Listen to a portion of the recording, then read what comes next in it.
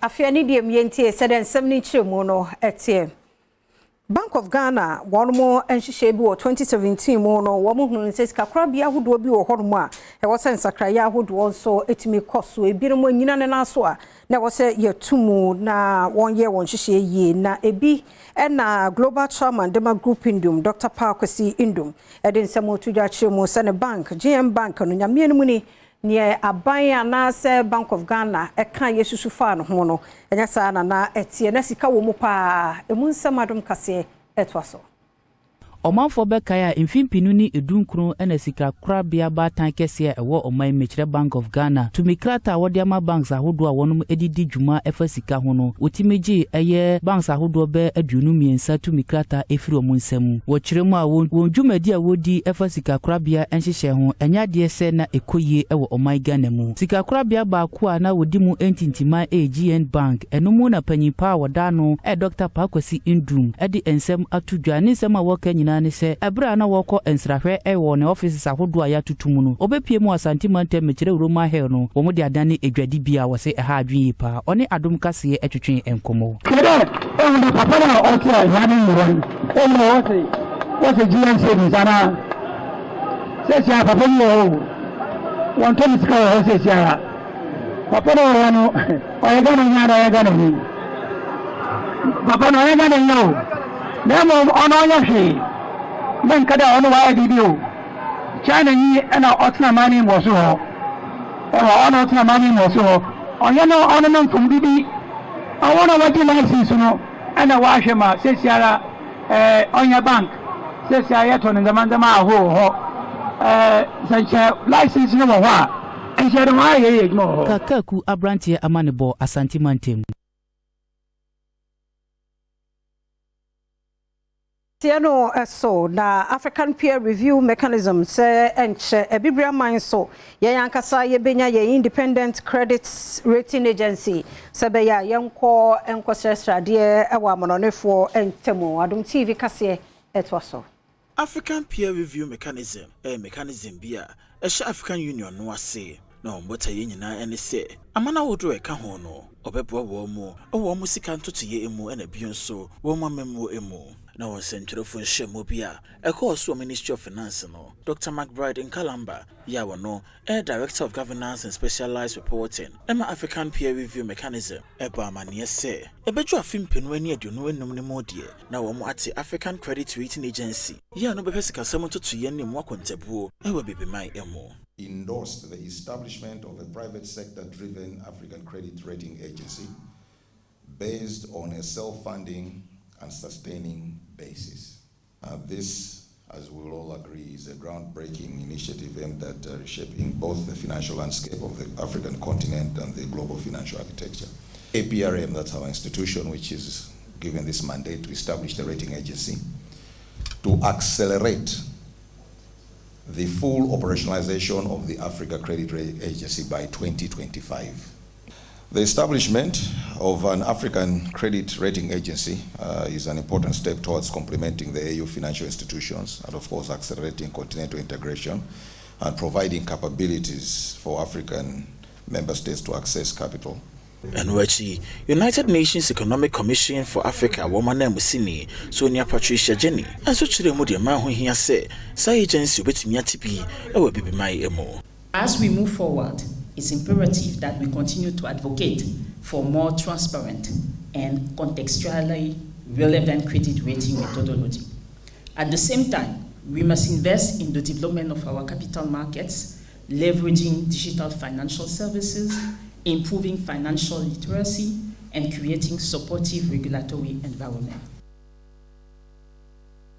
Yafonso adia tumo se National Service Authority bill na diaka chire ne semampani so de ne sa ebehyasie nti semampani nya de ne sa hye ase awie dia na say no omo gina bna ne se authority a won akasa ye won mo ebibia executive director edema National Service Scheme o say sibe entry and ebo mrashebejafo abase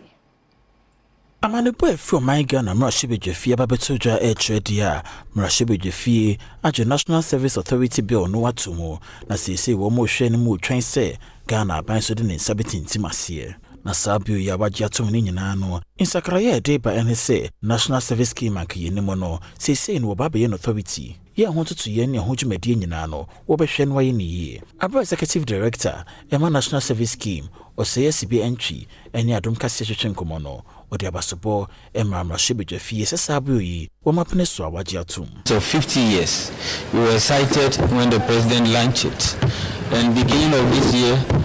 we were all there when the president launched the policy. To them, that was what was given as direction. But today is the greatest of it all,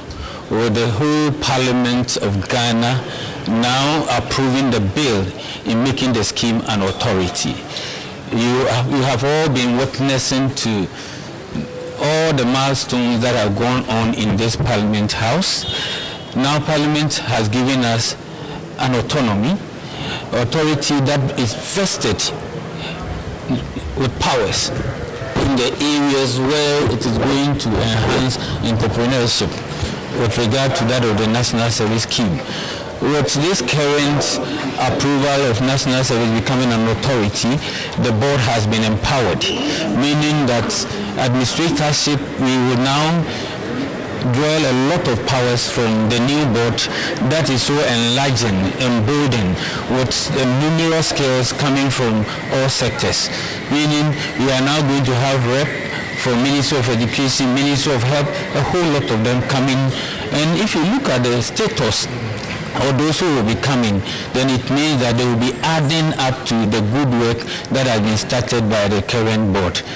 Ntwa Kasee so na yankwa yensam foforo emu na yebo ransom foforo mu enso dia na speaker ora bamba bende ato edwa ya video bi na momonten my immigration adwumayefo bi ye mami bi ne ya e wa flawo border no so Ketu South no e wosan hwehwemu ekoso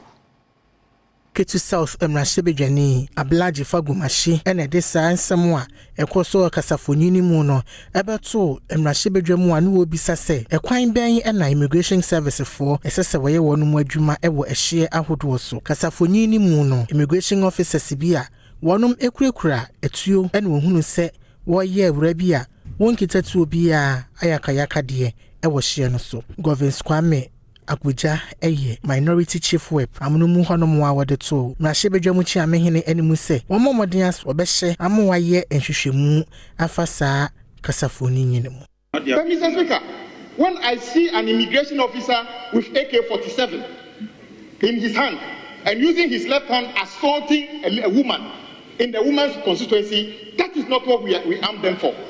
Is it the case that I'm supposed to believe that today immigration officials are supposed to become like the army, another version of the army, holding AK-47, roaming communities in this country? There could be a situation where specific issues could lead the immigration officers into communities to conduct special operations. We agree on that.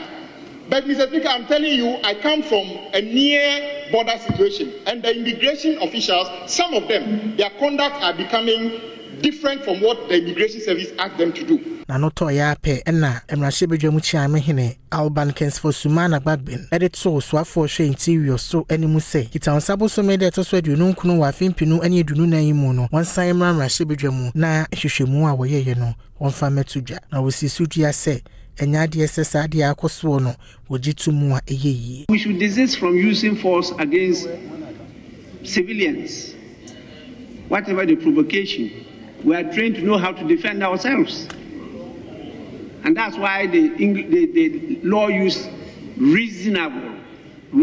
force. And so how can two armed immigration officers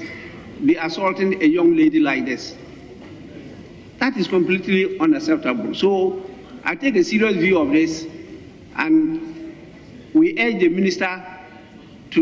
immediately investigate this matter and report back to the House. Fienso ena nyina mahoden kane akire no ewo jedi chechewere wo bebiani anwa so bekwai chechewere wo bebiani anwa so bekwai wo Western North Mantemu.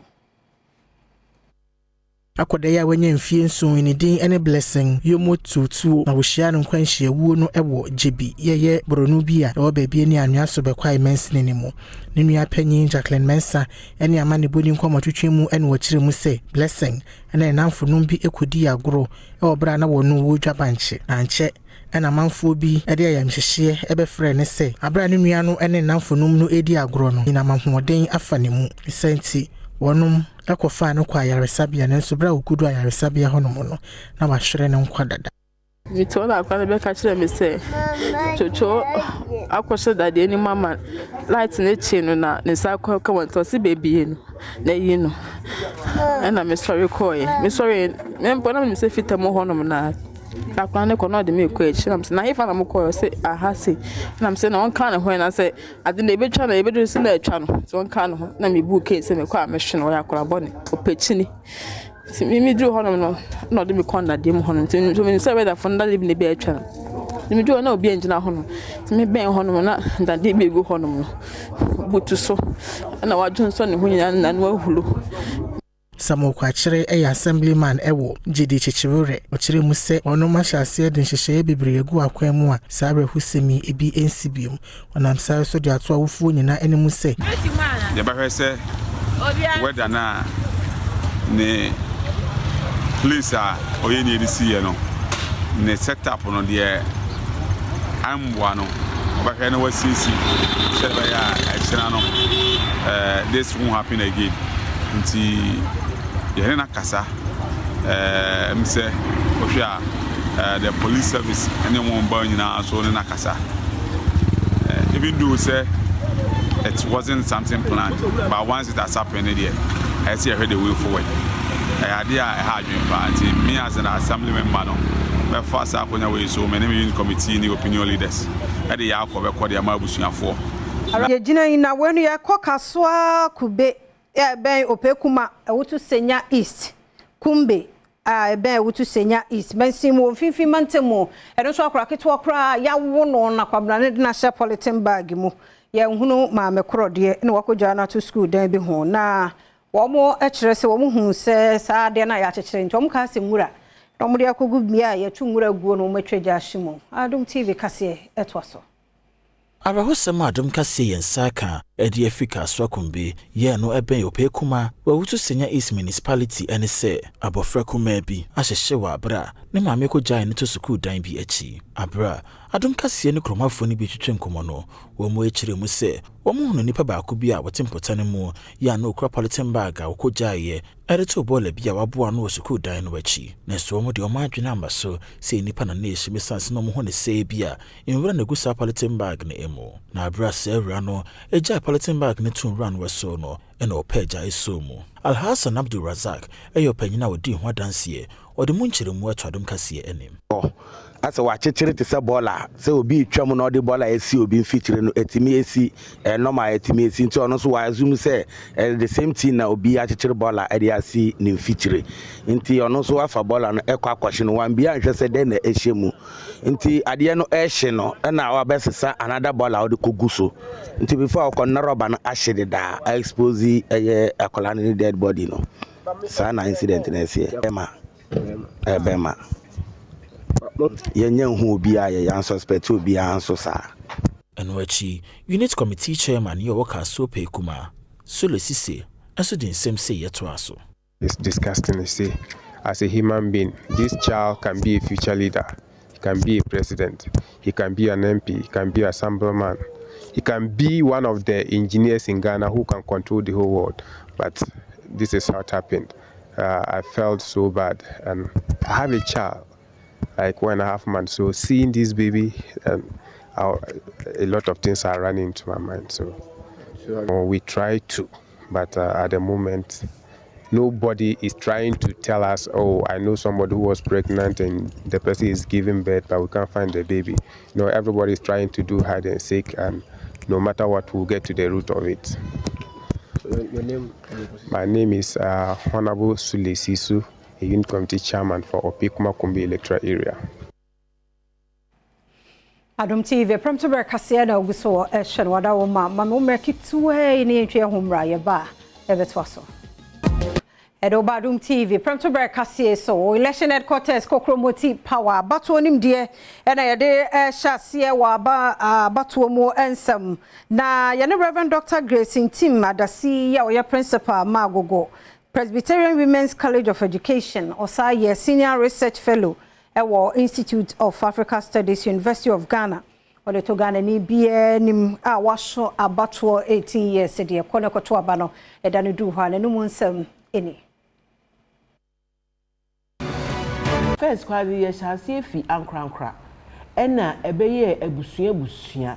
ena sena abafo nsem ekire ye no afi ebebeye se ye doso no na wo se ye wo omo a omo nsusu ebedi yanimu ewo amanmu eho amanmu no omo madere wo mu no omo kire amanmu nsusu ahodo na ye mpempen so a ye duyi eye 2024 yi ya mamu no obroni eka no democratic governance mpacho ho nyemi area nti se makani ye kakra aha nti samri we ni de se abatuo no asan eduso emfie nan a etwa mu ye kotintim ye kokromoti ekire ne a ye pese omra emidi yanim ne manfo na oman no enkoso na ya brabo enko na ensi yie no emre no asan eben 7th December ye besan yakotintim enti no mesre nyame abawa oba mekire ade meda school pon ano mesre se obi bia wedi mfie dunwotwe ekono samri no megidi se omo nyina so akọ trotro omudin obroni kan registration na emre no so a obia enko tim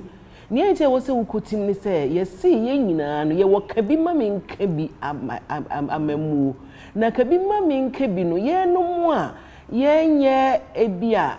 minister fo ana se ye ya ye call parliament ni niema na yesu etimi akokan asem ni bi wo ho no samri we no ye frɛ ye kokromoti power ewo bofo Kasee mu enti no menka se wo enkoto aba no ko na fa wo kokromoti ko kyerɛ ni a wo pese omra emidi oman no anim na omwa ye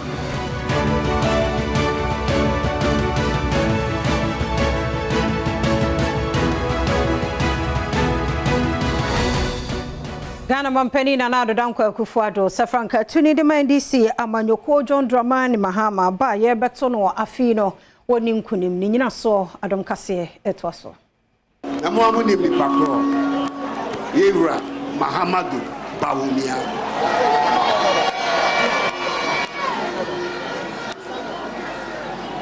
ono ye yino no ono so de ne nansa the two pennyfo anim said your pese of the can ho e ko ko nanim no I Matthew Opoku Premtobre I don't think you are bahane Amomia card ya bako Onipa ye ne esi akan NDC for penny Fibra ye sha sese ye to aba Fourth Republic 1992 Jerry Rawlings ye man kwan ma ofuro konwa no premier no John Ajekum Kofo ye man kwan ma ofuro konwa no premier no Nana Adodanko Akufo-Addo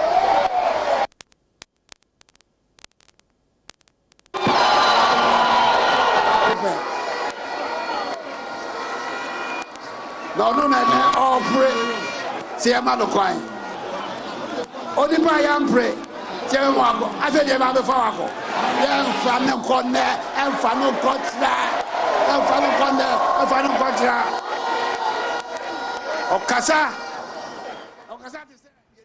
Mampani na nado danko akufuado na oguswa Kasee na weni ya dansi ya wodi for mampani abadi ya chire Dr. Mahmoud Bawumia oye franka tuni de ma MPP amanyoko no wakire se oye obi a oye oboafo pa no so nsama odi tuja eni Jubilee Park ewo Asante Mantem hia ebedan Dr. Metupoku Prempe edi ede kire Asante man nyina se wono na yetuapamu ede ma Dr. Mahamadu Baumia ewo afimpinu eni edonai abatoa ebebemu no eno ka ho bi amagana mampani andankwa Akufuado efrapa ede tudwa ekire mu se wohwe Dr. Mahamadu Baumia wobo ni din se ombe ni tuapamu na waboa no papa otie nyakopo ebedi machi obaye nso fumso mihu fumso bia ewo nafa mihu fumso bia ewo nafa onimi ananti pepe ekwaya obine ne babe tumi ananti mayefe no sana Baumia ne me etumi ananti mayefe okane no kra tsame ogwe na dwin tsame na dwin so ado papa apa Dr. Mahamadu Baumia wono ene him franka ede ama MPP amanyuko no ekire mu sentia obo Dr. Metupoku Prempe edin se o meni tuapam. In selecting my vice presidential candidate me hwe obia obetumi aboa me na yetumi win election yi me hwe obia obeba boa me with experience from the legislative branch na obemami complementarity. Mishushe Ghana henyina se mishushe obia obeboa me a meni beto Ashanti region na ebeto Dr. Matthew Opoku Prempe aka Napo. Abatu omunsamwani yagusodema ono otokoko so otumfo seitutu ede ofuto na ama Dr. Matthew Opoku Prempe arodo na nim no Napo so omre no ho ase enhye yewura Dr. Mahmoud Baumia ase na ontie ne kasa na momo onkoye niema bi e dewi akire pani bedu no ho ehon so nsem no ene so me be de makasa akire no wode metunufo so was in the banana na e makasa akire no wode so na so ma men kan chiro so Dr. Matthew Prempe otu was man kan chiro ma Dr. Baumia nunu ho so wo yi wo so ma Dr. Baumia no so yi wo so emanu no ho so yi wo so emanu no so yi wo koya no koya sumpa ne dinachi na de obekere wo na wo so ye koya sumpa ho dasie ne dinachi de obekere wo na wo so ye so dem no waka ne dem na meka so asemi udika aka kire wo dem nso wo kana ase so pa ho brasie kodi akire na ye ne kama mame pa ho brasie kodi akire na ye ne kama ya sutie na de ono ba kire wo na ye ono ba kire wo ye no na oso ye so e ba ye ya sen krofo bi se wani nso ade me se akwalai me chichi no ofie ma hunu sa ade nti na na ye kasa wani nso ade o sa akwalai ma chichi no ofie so kem de ye ka no media mesa wuti sentisa e ma ne nye ho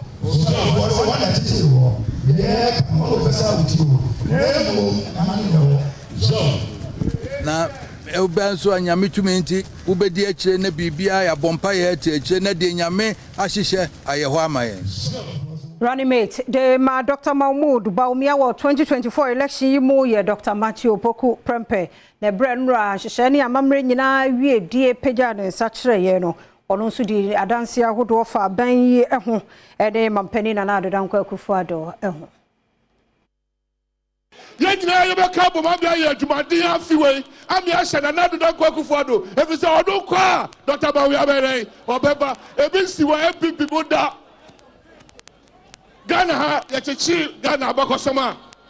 President Akufuado call retirement but to be sack Kasee we say a free say ye chechi Ghana from 1957 ebe kane yenya president bia wabo Ghana che na adodankwa Akufuado Messi a free 1957 bakane mo form Kwame Nkrumah no mo form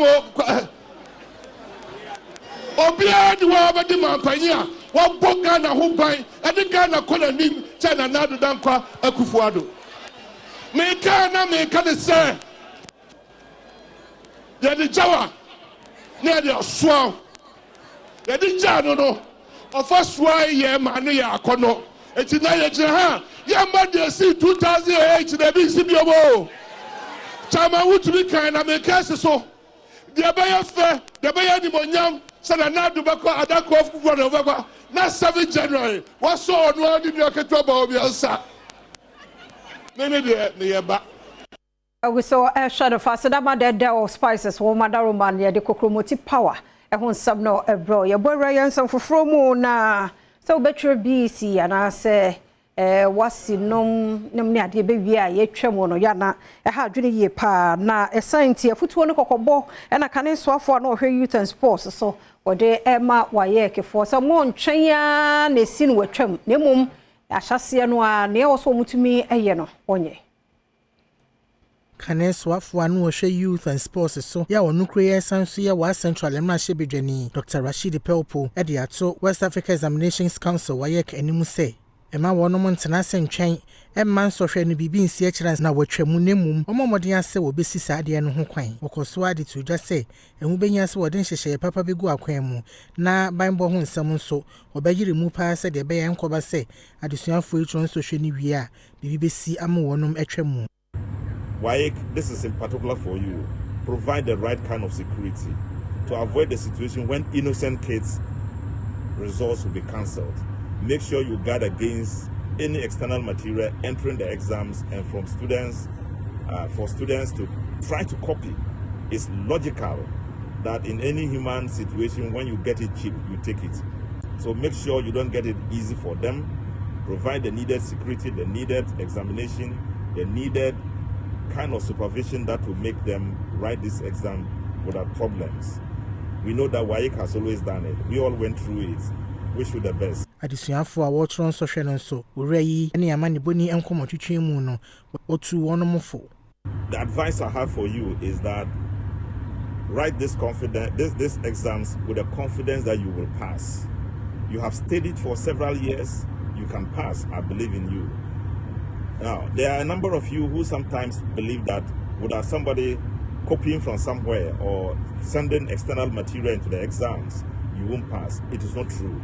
Once you have worked very hard, you will pass. So avoid anything that can disrupt your exams and that can lead to the cancellation of your papers. Just make sure you do the right thing, pass well, and then you will get the best. And for the teachers, ensure this, because you cannot train people who haven't studied enough, who by themselves cannot pass an exam, and then you send an external material for them to use to pass an exam. In the end, you will be exposed. Yeah, do so no. Yeah, Kwakosha said yeah. Premtobre trotro mo and some no etie prince also said do North Kasee na dear running mate the man people amanyoko Napo kan ye fa kan man pani onyan ba bie kronkron ho no one Ghana fo hye ho ekasa o si entio abepie mo ewo industrial area na ene omanfo ba betwetwe nkomo de afa ensem a MPP amanyoko no running mate Dr. Matthew Poku Prempe editu dwa ene da se wo hwe eye omampani ekufu ado na mamu adwumadene a wo ya enya ade a Ghana fo betimi ede atoto eye kane mampani a wonya ne baby ekọ eye Kwame Nkrumah ye bisa se asema papa e kan yi mo gene sen asema papa ni kan na die to me dey am say o ya ohokwo e wo Ghana ha because onye ohokwo pa Kwame Nkrumah ne waye even schools akọ nyina Kwame Nkrumah na esi ye no be ekọ na nde ode Kwame Nkrumah betoto na nado amambo de entimi mfa enna nso no se opese obia ya witness on kire Kwame Nkrumah ye ne mabebre ye nyina ye ni tua life but aguvado den o pa kire ye hu hwe so twitwa ba na ehu se na waya enna ebedi hu adanse na pa se wa ba kra se wo de wo kra no afi na wa wura politics na wura mu ni de se ye wo Ghana na so ye Ghana ye wo Ghana this year untimi nkasa asem we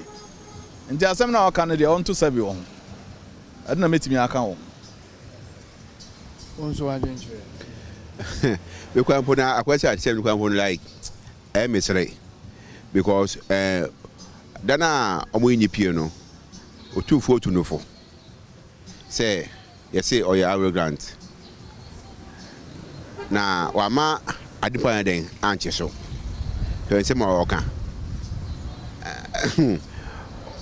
wama ekufu ado ne nipedifo ama yensetifom because dia yedi mochi etu abama omo a mo de bae no in fact enye kra nti onje na oka no imom ma won ka say suba na no owo mu say o ya arrogant no endedi no mbe ne ho ase no kasa on kasa we adwuma ma den on ma yenimu mo ka fence kwame kuma wo kwame kuma de obey kwambo no bi say the whole Ghana what about sad way bida oh nancy oba ya fa wo say be run mate no to bomb we hey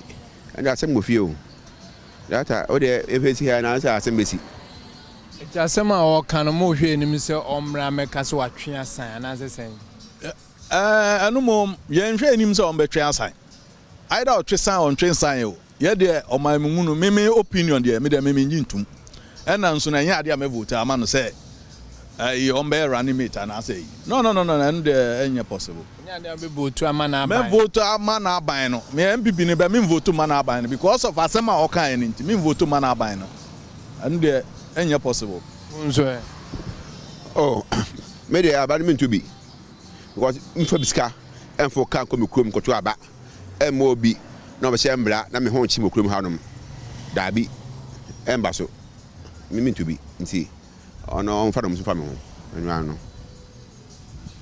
omanfo adwenkyere no me nso na medi mate wo trotro mu se trotro no eyema mate na egisu se Hey, Prince Osasiedu na yete no enkanam yanto so na osofo ya wo hwagumasuan so ye Dr. Yawo sei adutwum ose ne aban no wo free tete sade na adesuate no ene ne yede ho ehye stem mu fininyuma ho nimdia ebewie kire no owie school kura hu so wo adwuma ye munsam ene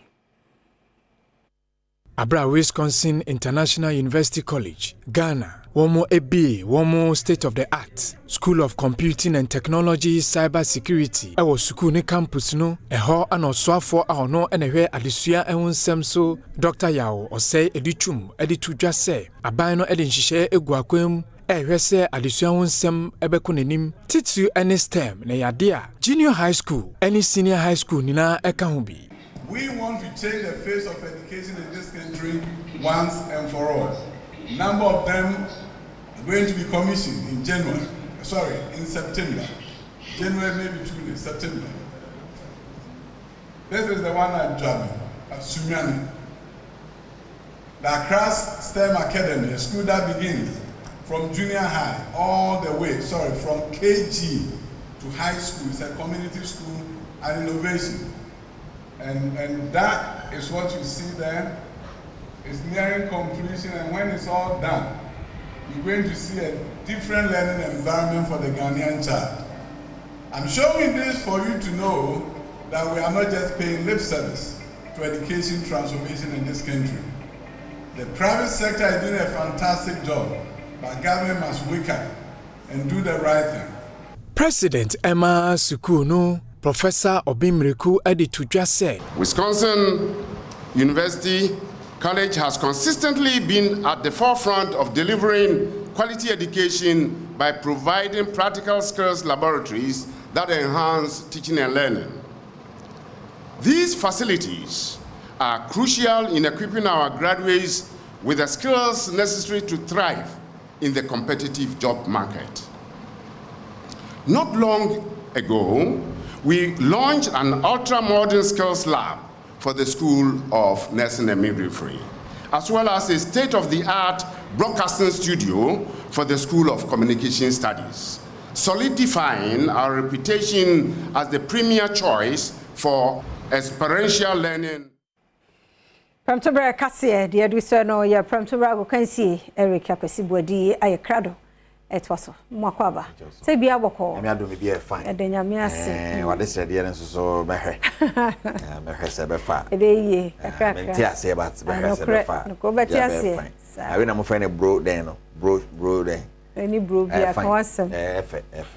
na the red and quant met me hwefo hu se ne wo the red na bae ti bibia ifofo bia mo hu bia ye kokko ese wora anti aba for me oh euros no some koso ti me den den some about euros ha black queen so we friendly match ba ko mo kobo say wa ye wan fanya adwuma yi wo ko school bobo fine wan fanya me so de bibia me gina hana kasa ya kan say no say almost Ghana qualify bibi na e dia Ghana qualify ra say Ghana shibi na me te ya shibi da bi euros ni ebo Ghana she hwan ene me say ya dai papa me say also na and also ya cherry Kasee du body otoaso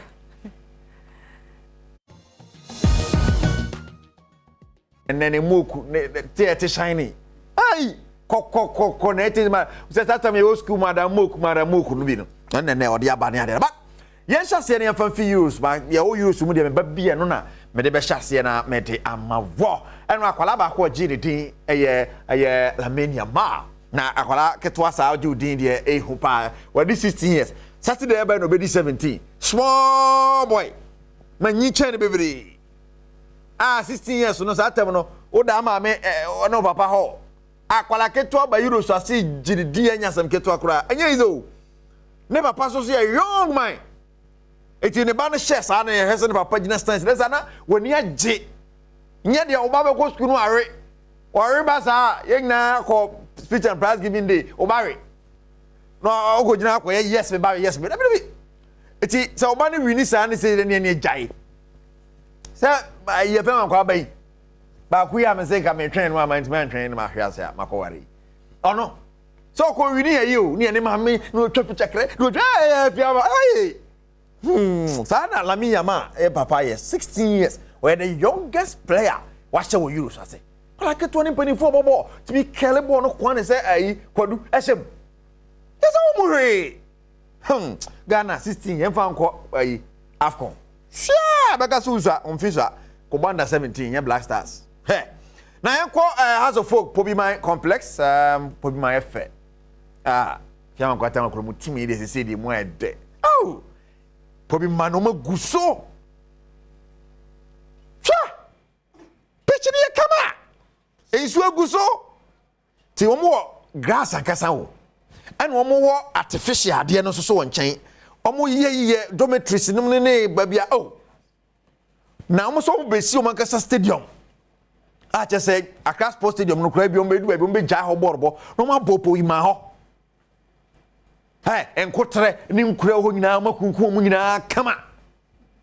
Ghana ana be kunkum nkotre ni nkura abroche de otimi ko had in Sunam, it will never breeze, you know, you place the bob bonnet from Napo, so who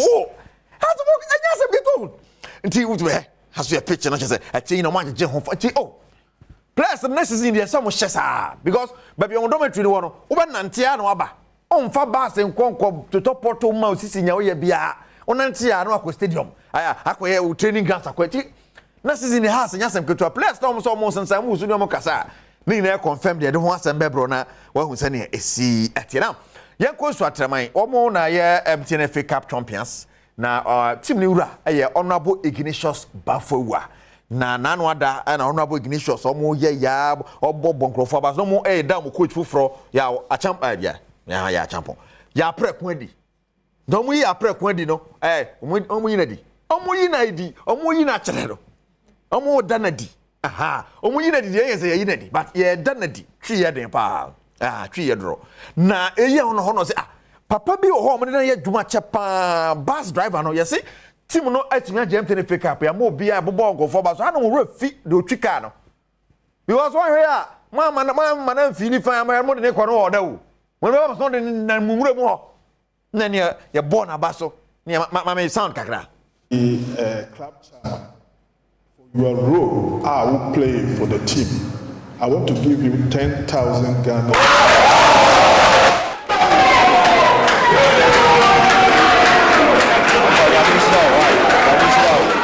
Yes, enti Mr. Bafowa, Napo, Ignatius Bafowa na papa no so ba na space dan hat to dan o be bon kwan buduta. Ai! Nti na yere atifia do so ba no toto niam na tatare ne ho tokusua, oto niam afi o be de. Kwan mbesa taste no ne hwa no. Tbeja mo na medama ensem na enro Matthew Poku Prempe doctor ya running mate ma MPP amanyoko Franka Tuni Dr. Mahmoud Bawumiano eno ade na yesa asante adaji ne poso onde no ekotumfo na se wi akire ba Jubilee Park ebe ye ho amamre ne amane ahodo nyina wi akire dwumtuni gospel ya wo fase dina asamwa. It is possible. Midday, Yakuduro, Shabekumane, Nifa, Wodia, Kuanimuai, Missim and Babae, Mina, the Bochili Domway, Sanya Midimo Sachino, Sana, then you watch it down. Mapulina, Mafilo, Doctor, the Botafuna, Kuduro, oh, Shabekumane, Nifa, Wodia. Body more, see my Baba, Mina, probably no way. I mean, it was what it was. Sana, let you ring your war, doctor, the ring I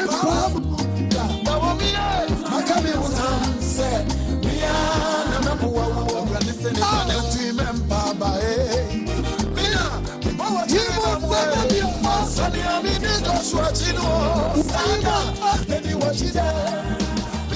Yenye no suna AdomTV Premtobre Kasee na hana bema kwan na yede asia sedan komo ne omre ne adaje a wo de fam ye team no so medamo asepa ne adwuma amaye